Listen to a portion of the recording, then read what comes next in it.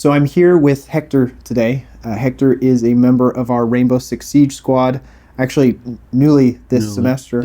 And you're also a senior this year, Yes, right? I am. So you were telling me a little bit before we started recording that you just got accepted to Ottawa. Yes, I did. Yeah. To play lacrosse in college.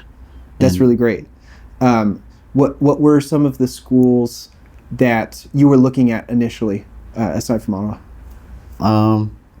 The schools that I had offers from, I was probably looking to Dallas Baptist, more on the edge of Dallas Baptist.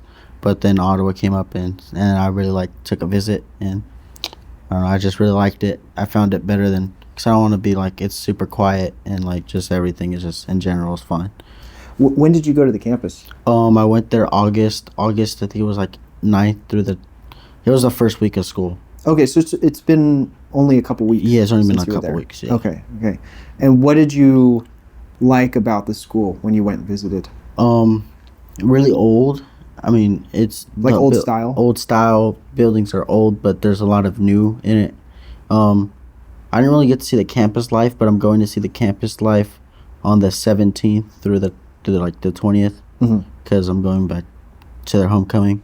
So I want to, but their campus life looked really good, and their faculty was really nice. The coach was nice, and everybody in there for lacrosse. Yeah. And everybody there was in good spirits. And the person in my hotel was absolutely amazing. She was, I was there. I was up till 3, and she was there talking to me because I was on California time. Who was this? Her name was Leslie. This is the hotel office lady, in the front desk, helping you get acclimated. No, more just talking to me because I couldn't sleep because I was on California time. So when it was what is the time zone? 2 hours. That's 2 hours. So okay. When it was 3 over there, it was 1 over here. Okay. So I see. So you were trying to get acclimated to being in a So then I asked her if they had if she can get me melatonin, and she did. So nice. That's awesome. So there's a lot of things we could talk about. Obviously, congrats again. College is awesome since you're a senior now at Bosco. And I do want to get to esports at some point, since that's the room we're in right now, and kind of the main thing. But one thing that you mentioned was the style of the school. You said that it was older, and you also said to me earlier that history is one of the subjects that you enjoy. So obviously it sounds like lacrosse is the main focus that you want to have when you go to college. Are there any particular subjects that you're looking forward to studying, whether that be history or English or any of those things? No, not really. I'm just gonna focus on my studies and probably head into major in sports med to become a trainer. And so you'll get those GEs out of the way, probably history and English, and then you get to okay, awesome. So you get to focus on sports med. And what made you want to get into that field specifically? I don't know. I'm just I really love sports, and sports is really my thing. So I was just I want to be around sports, and I just felt if I could be a trainer, I might just not be playing, but I could be on the field helping somebody out, taping, or if they're injured, helping them out in whatever way I can. So I'd be doing the sports that I love, helping out, and I'd still be on the field. That's awesome. Specifically football? Specific football and lacrosse. Okay, so you'll do sports med for both. Is there a big? The injuries can be pretty brutal in lacrosse. Yes. Right. So is there a large field for you to get into for that? Yeah, because in lacrosse you usually get hit on the elbows and everything, so you probably break your elbow or something, or break your wrist, or goalies fracture their thumb all the time because we don't really have as much protection as we should have. So we fracture our thumb a lot, break our thumb a lot. So, Yeah. Going back to esports. So how long have you been playing Rainbow Six? Rainbow Six I've been playing since the game has came out. Okay, so 2015. About. Did you play beta or the? I played beta. play beta. Okay, so you've been into it through every change, everything. Yeah. What are your impressions of the game now versus when it came out? It's definitely evolved, and more people are playing it. Obviously, I just the maps that they bring out and everything is not really the greatest, as I should say. I think a lot of people would agree with you on that sentiment. I think the rank maps need to change. Like, we shouldn't have a layer in as a rank play map when half of the people don't even know it. Do you think that people don't like the maps because they're actually... Because I feel that the most common sentiment is whenever a new map comes out, people generally don't like it because they have to learn it and the layouts are different, or they'll take an old map and they'll completely rework it into oblivion. Do you think that the disdain for it is based on not wanting to learn it, or the idea the map is actually bad? I think if you play it and you don't learn it, it's gonna be bad. I just think a lot of players think it's just because like, oh, I haven't learned it. Why is it in ranked play? Like, I haven't really been playing the game as much until I got to esports, so I've been off and on. So I haven't really been learning the maps like that. But when I got on the layer, I was just like, what is this? Like, this is so stupid. Like, yeah. Like, the layout and everything is just not. It's definitely confusing. It's confusing. I found it to be confusing. Because you have to go up and down, and then you got all these turns and all these other stuff in the way, and it's just like, there's no need. What has your impression, your experience with being a part of the esports program been like? I feel like it's been really good. You guys are really welcoming. It's been really fun playing with you guys, just in here gaming with 3 kids here. Well, 2 others, including me. I just and our 2 online guys. And our 2 online guys. I just feel like it's been one heck of an experience, and I really do like it. I enjoy it. Yeah. I appreciate you saying that it is welcoming, because I think the challenge with a program like this especially is you get a mixed bag of players that come in. You get guys who are very gung-ho about the idea of esports, who want to compete. They already have strong communication skills. They already have strong mechanics and things like that. And you have to balance that out with players who have never competed before. In fact, maybe their only experience with any sort of competition is in video games, and that has just been, at home on their Switch or on their console. And that doesn't necessarily call for a ton of social interaction, Right. And I think, for all the inconveniences you got to go through here, like you got to get your PC, you got to set everything up, you got to sort of claim your space, whereas at home it's more convenient to sort of handle those things. I think what you're really getting out of it is the ability to interact with those other guys face to face. Like, nothing beats the feeling for me as a coach when I get to sit there and like you make a really strong play and I actually get to look over and see your reaction. Right. You don't get that when you're at home. So I think that's a pretty huge thing. What has been your favorite, or actually, let me ask you this. What has been the biggest challenge of playing in the lab versus what you were used to? Did you come from console, or were you always on PC? I switched from PC because I was supposed to play my junior year, but then, I don't know, I just never really, tried out. I think I missed the tryout date, so I never really played. But I did play on PC from junior year above, so I've been playing for a bit, but I switched from console. When did you switch from console originally? Probably the beginning of my junior year. Okay, so you've been playing Siege since launch until your junior year, which was last year, where right? I switched to PC. And that's like 7 or 8 years. Yeah, I know we're both not math guys. Yeah, like 7, 8 years. So you spent okay. So it was a huge transition for you then to go to mouse and keyboard. This was something that we kind of discussed with Isaiah on the last episode, was that period of going from playing on a controller in front of your TV to playing at a desk with a mouse. How was that for you? Were you frustrated at first? Did you enjoy it? No, I mean, I wasn't really frustrated because I kind of learned the keybinds. I looked up some YouTube videos that are really helpful, and I just found the way. I just got the groove of it in two games, and I just kept playing. I mean, it just got so comfortable that I was just like became second nature. Yeah. After a while. Wow, that's good. Back to the other question. So, since you started on a different platform and then you went to PC, got used to that, what has been the biggest challenge from playing at home versus now playing in the lab?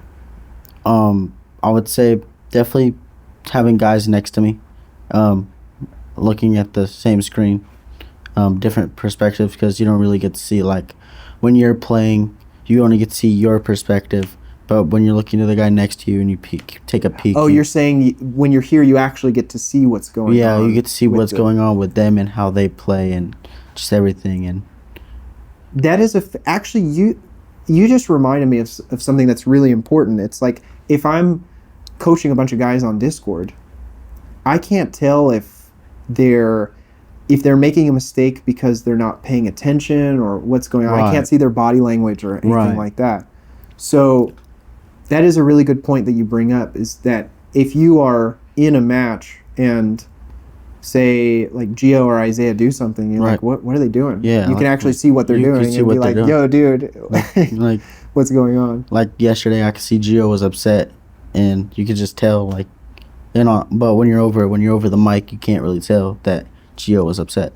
Isn't that crazy? Yeah. That's not to go on a tangent about technology, but it's like there's so many things we get either with Instagram or Discord, like Snapchat. You get close to that feeling of interacting with someone, either your friends, family, like whoever you're talking to. Right. But it's not the same as when you're in the room with them. You know, everything feels similar when you're playing the game. It feels mostly similar. Like that excitement is there and the teamwork is there, but there's an added dynamic. I think there's a strength that you get when you can actually look at the guy next to you and say, hey, we got this, we can figure it out, something like that, and really make sure people are engaged with what you're saying. That's a fair point. Trying to think what else we've had. So you've had a good experience so far working with our 3 guys. Oh, actually, I want to ask you, how has it been working with alumni? So Damon is a coach. Andrew is also Slips is also a former player. Well, they're both former players, but Damon has been coaching for a little while now. So have you gotten some value from working with those guys? Yeah, I have. I just feel like when you're solo queuing or anything, you don't really get that teamwork or anything, or like that experience with like those communications and like everybody. Like when you're solo queuing, you're just free balling it. If you die, you die, and it's just like your teammates don't really want to listen. But when you're with a team, hit or miss. Yeah, but when you're with a team, you can coordinate a push, or you can coordinate this, like, oh, he's top red or top spiral or whatever. Absolutely. It just makes the game way more easier, and then the game way more easier to win. It makes it easier, and it introduces a new leveling up element. So for context, when we say solo queuing, we're talking about the idea of going into a game by yourself. So I guess an example of this would be going to a basketball court and playing pickup ball just with no friends. You just meet whatever strangers there. It's a mixed bag. Like you may get people who have a really good attitude or experience, or they're just casually having fun, or you get people who are trying really hard and they get angry super easily. The advantage of getting to train with the same guys regularly is, one, you know what to expect each time. I mean, aside from, a guy's having a bad day, you'll learn how to navigate that after a while. Kind of like how you will in the workforce when you have a job. And you'll also be able to get a more consistent experience and understand what each of their little idiosyncrasies are, like how they play, what their tendencies are. So like if someone doesn't say what play they're making, for example, or you can assume, like, I played this guy enough times, he's probably going to be aggressive, something like that. So that is another dynamic that you don't get. Right. Have you ever tried to work with a squad outside of esports? Like, did you ever have a group of friends where you thought, hey, like, let's see if we could compete or anything like that? No, I have not. I've had friends on console that I've 5-stacked with, and we've been pretty successful, but we never but then we just grew apart and we stopped playing. It's hard to get that commitment level from everyone to take it to the next. Because we're all kids, and just everybody has school. They have school. They're not all from California, so they were on different times. And it's just it was hard. So I don't know. We all just grew old, and then once I switched to PC, I've never really talked to them since. I've never really talked. What are your plans for esports after high school? Like, do you plan on playing Siege as something for fun, recreationally, like something to keep you sharp, or are you looking to see more of the competitive aspect or pursue that at all? I would say I would play recreationally, because I don't know what would conflict with my schedule with lacrosse, because might have this and this. But I know my school has a esports team. So I don't know if they have Siege, but if they do, I might end up playing if the time is right, and if I have enough time, and I have enough time to play 2 sports. So what programs do they have for esports? Do you know? I don't know. I just know that they were building, when I was there, they were building a new esports lab. Oh, they're actually making a lab? They're making it. Awesome. Well, like an arena, an esports arena. So there's so it's just I didn't really get to see, but I'm sure it's like a theater, and you have all these rows and then a stage there. Okay. Very cool. Hey, I mean, you might end up either coaching or working there to some capacity. Right. Maybe part-time if you're, between your time doing your studies and are you going to play lacrosse while you're there too? Yeah, that's what I'm going to college for. Okay. So you're gotcha. Because I wanted to clarify, you're going so you can do sports medicine, basically, but you're also going to play while you're there. Well, mainly I'm going there just for lacrosse, but my first major was social justice, and they didn't have it, so I was just like, what other majors can you offer me, so I can explore my options, see if I really wanted to go there, and just go and see what field. And they had sports med, and I was just like, sports med sounds fun. I'd be around sports. I like sports, so I was just like, hey, I could do sports medicine. So what made you want to do social justice initially? I want to be a cop. So I just felt like if you got into social justice, I would have a lot of opportunities to be a cop or a lawyer or something. Does it still interest you at all? It does, but I feel like when I'm gonna be a trainer, I'll just have more experience, Yeah. More experience on that field. Yeah. Well, I appreciate you giving me your thoughts on esports, sharing your recent success and being accepted. I think that's fantastic. Congratulations. I'm sure you're super ecstatic about it. I am. Yeah. Did you have anything that you wanted to share before we close out here? Any thoughts? I don't know. Just the esports community is really good, really welcoming, and I feel like if you're a new player, you should definitely come out and try it out. But if they have a game you like, even if they don't have a game you like, maybe pop in here. Maybe start the game. If you have enough people who are interested in playing that game, then you could start the program. And it's all around good community. Valorant is really loud. I would say that. If they can tone it down, I think it'd be really. We'll make sure that they see this when it gets released. Yeah, it'll be really helpful if you.